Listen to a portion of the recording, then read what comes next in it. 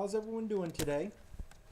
For this week, you're going to be reading chapter 14, which is going to be looking at time series analysis, and you're going to be taking quiz number 5. Now, chapter 14 is dealing with all of the tools that we've used, and now we're going to try to forecast. And it's very interesting because this is probably the key to a lot of things that you'll get hired from. A lot of forecasting and a lot of time series regression will be involved in this. In chapter 14, you're going to be looking at the time series data. It's data that's collected for a single entity at multiple points in time.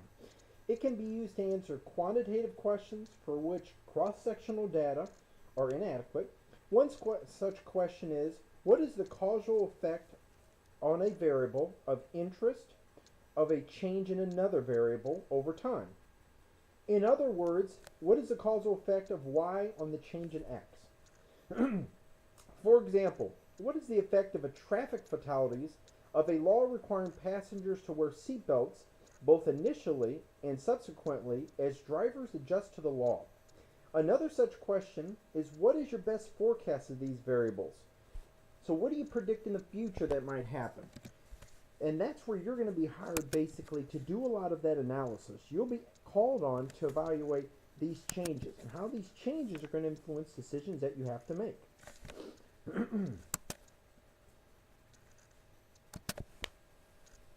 Now, chapters 14 through 16 introduce techniques for the econometric analysis of time series data, and they try to apply these techniques to the problems of forecasting and estimating dynamic causal effects. In chapter 14, it's going to introduce the basic concepts of tools of regression with time series data and apply them to economic forecasting. So I think you'll enjoy this week and some of the challenges that we're going to be looking at when looking at time series data and how to evaluate it. Now, for quiz number 5, you get one attempt at the quiz. So let's look at quiz number 5 and some questions that you might see. The repeated cross-sectional data set.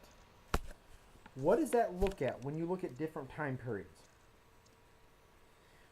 When you look at differences in the estimator with additional regressors, what is one exception to that rule?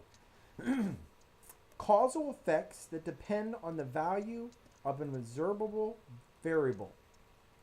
What does that mean with regard to the treatment and the interaction with that variable?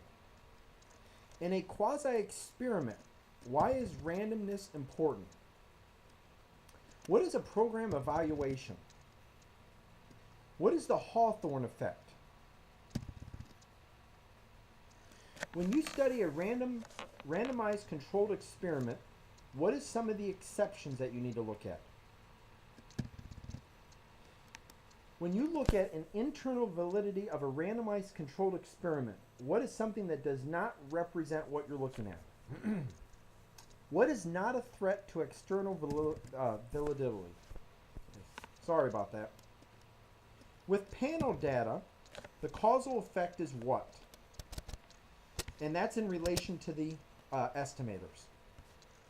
So for this week, you have read chapter 14, you have the quiz, and you have one attempt on the quiz. I look forward to your effort this week.